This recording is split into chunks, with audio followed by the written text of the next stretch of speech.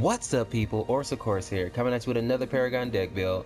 Today we're going to be looking at the Countess, the new hero, and yeah, let's go ahead and jump into her. So, this hero is Growth and Corruption, interesting combination, and we start her out with the Warlord. I'm thinking she's going to be a assassin type character. She reminds me a lot of Kalari, so we're going to hit hard, period, right? So go with the Warlord, 65 physical damage, 100 damage bonus. And the consumables, I have them maxed out because it depends on what I'm doing. Early game, I'll probably start with the health potion, then later I'll move to the hunter's drink. I may start off with a mana potion. I haven't really seen what her mana consumption is like. I may leave it out, I may not. But right now, it looks like I'm starting out with the health potion and the 2 strike tokens. That's what I'm running right now. Health potion, 2 strike tokens, but I have this stuff built in there so that I can swap it up as needed, but usually that's what I go with.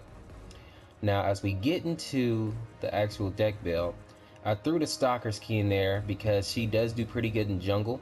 So, no, she does really well in jungle. And I just thought having a Stalker's key in there would be good. I don't have any upgrades for it. I don't plan on keeping it the whole game. But if you want to, you can go ahead and put some type of upgrades in there. But I usually discard it after a while unless I'm playing a really good team, which I haven't really ran into yet, where I have to keep the key. But like I said, that's totally up to you if you want to keep it or not. And usually there's like more than one jungler on the team, honestly. There's always a Chimera or a Grux on the team, so it doesn't even matter. But if you want to be a good jungler, you know, you can max it out or you can put some points in there. So now let's get into the rest of the deck, what it looks like at the end. So this isn't in any particular order. Go however you feel you need to build first. So let's start with the Adamant Edge. So this card, 6.5 physical damage, 100 health. Once you upgrade it, you get that 13 physical damage. I equip this with 3 strikes, making it a 9-point card, making sure that she hits really hard. She has very high ability damage. I think it's like a 9.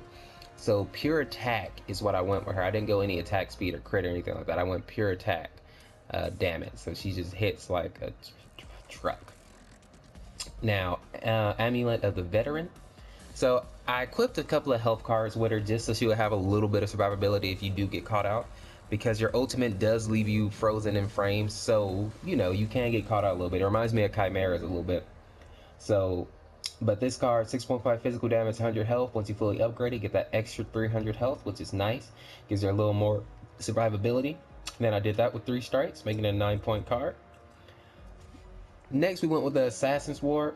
I always keep a ward in my decks, especially if you're going to be out in jungle. This is really good. You can ward out their jungle, ward out their shadow pools, wherever you feel is necessary to ward, so that your team knows where the enemy is. You know, that's one of the good things about being a jungler, especially if the enemy jungler is not on top of their game. You can get in their jungle and ward it out, which is nice. Keep your carries alive. Now, this card is 6.5 physical damage, 16 pen, 2.5 lifesteal, and then we got that 3 strikes. Now, and of course, the important part about this, Shadow Wards. Now, right here, we got our 12-point card. And this is one of the ones I built lastly, but this is the Void Steel Dagger. So 6.5 damage, 16 physical pen. Then once you max it out, you get another 13 physical pen. Not physical pen, physical damage. And I equip this with 3 major strikes. So this card gives her a huge spike in damage right here. She starts hitting really hard once we get there. And here's a lesser Void Dagger here, or Void Steel Dagger. And I did this one with 2 strikes and a pierce, giving her a pretty good physical pen. And then the last card also has a little bit of physical pierce and a pierce, but 100 health, physical pierce, or penetration. And then once you upgrade, you get another 300 health. And then I equip that with 2 greater health and, like I said, a pierce. So she has pretty good penetration, decent amount of health, you know, making her a little, have a little more survivability. Now, of course, some people may decide to get rid of the Stone Tooth Heart and go with more damage.